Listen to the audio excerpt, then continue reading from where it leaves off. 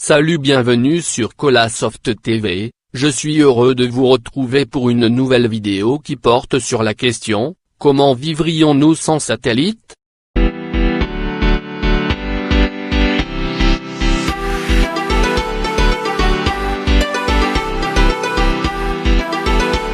N'oubliez pas de commenter notre vidéo. Likez la vidéo si vous avez aimé. Abonnez-vous à notre chaîne YouTube et activez la cloche de notification pour être au courant de la prochaine vidéo. Depuis un demi-siècle que les satellites sont à notre service, les bénéfices que nous en tirons sont si omniprésents dans notre quotidien qu'on ne les remarque plus. Imaginez-vous un monde sans satellite météorologique, où les prévisions ne reposeraient que sur les observations au sol et quelques mesures effectuées dans l'atmosphère et à bord d'avions. D'immenses régions de la planète ne seraient plus surveillées, ou très ponctuellement, et nous perdrions la connaissance de l'évolution des grands systèmes climatiques, notamment pour la formation et le déplacement des cyclones, qui pourraient donc frapper les côtes sans que l'alerte puisse être donnée plus de quelques heures à l'avance. Depuis 1977, les satellites Meteosat développés par l'ESA sont les gardiens de notre climat. Sans eux et tous les autres satellites chargés de veiller sur l'environnement, nous ignorerions en outre l'essentiel des changements climatiques en cours. Écran noir et chaos sans satellites de télécommunication, plus de retransmission en direct des événements du bout du monde, ni même souvent du pays d'à côté. Autrefois, pour voir le match, il fallait attendre que les films soient rapatriés par le premier avion. Oubliez aussi les bouquets de chaînes de télévision. Sans satellite, plus de réception directe, mais aussi impossible aux câbles opérateurs de récupérer les chaînes pour les injecter dans leur réseau. Les réémetteurs hertziens, alimentés via satellite eux aussi, deviendraient muets.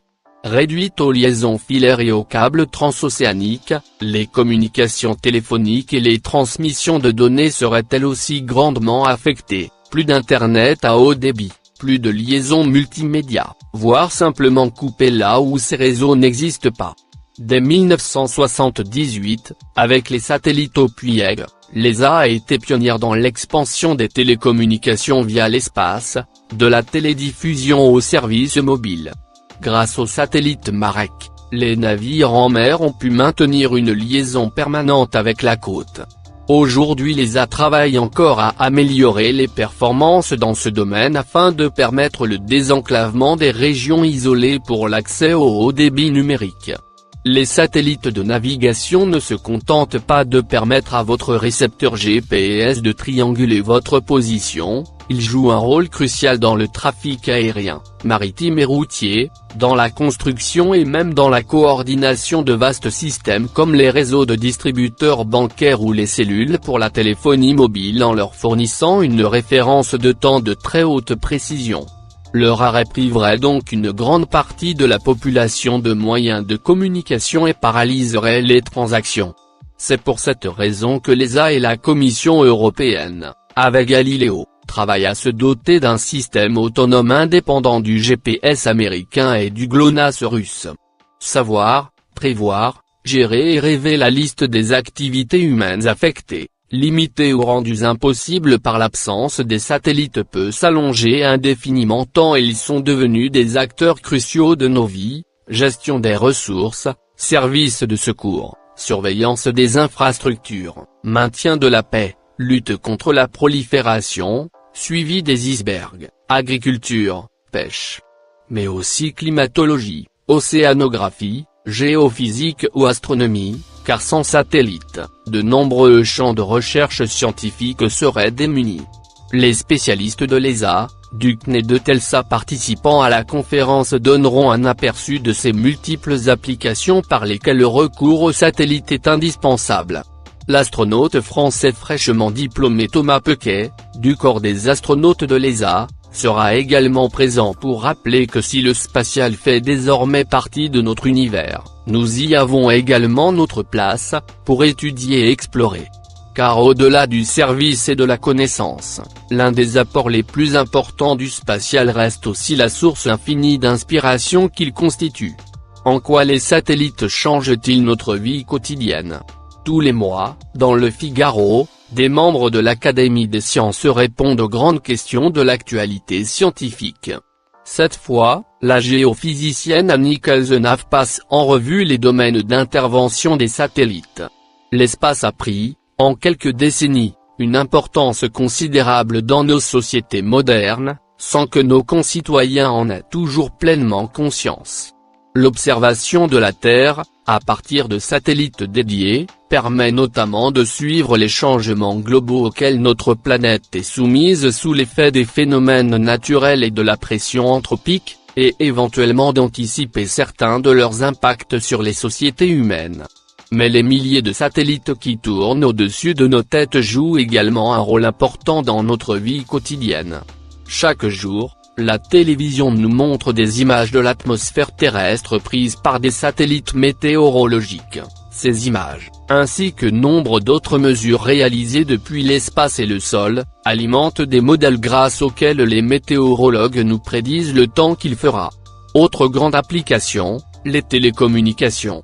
Des centaines de satellites placés sur l'orbite géostationnaire sont des relais fixes autour du globe permettant tous les échanges d'informations, la téléphonie satellite, indispensable lorsqu'on se déplace dans des régions reculées, la réception directe de centaines de chaînes de télévision ou encore la transmission de données en temps réel entre les places boursières, les réseaux bancaires et les grandes entreprises de notre économie mondialisée.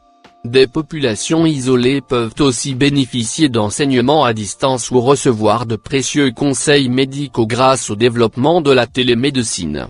Des centaines de satellites placés sur l'orbite géostationnaire sont des relais fixes autour du globe permettant tous les échanges d'informations, de la téléphonie satellite à la réception directe de centaines de chaînes de télévision. Les surfaces continentales sont observées en routine par de très nombreux satellites imageurs. En 40 ans, la résolution des images est passée de 80 mètres à 50 cm. Les applications sont innombrables.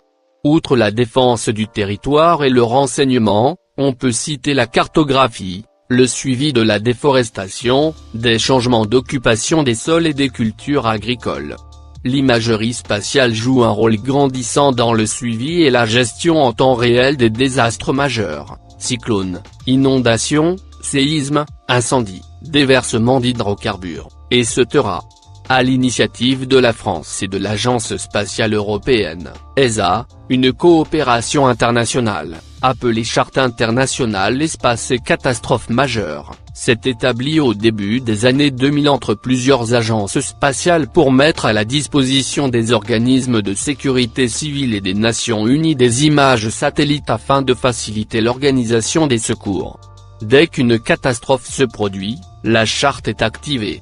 L'opération consiste à programmer l'acquisition d'images de la zone concernée à partir de tous les satellites en orbite disponibles, de traiter en urgence les images pour fournir des informations facilement interprétables et de générer des cartes de référence, situation avant la catastrophe, et de crise.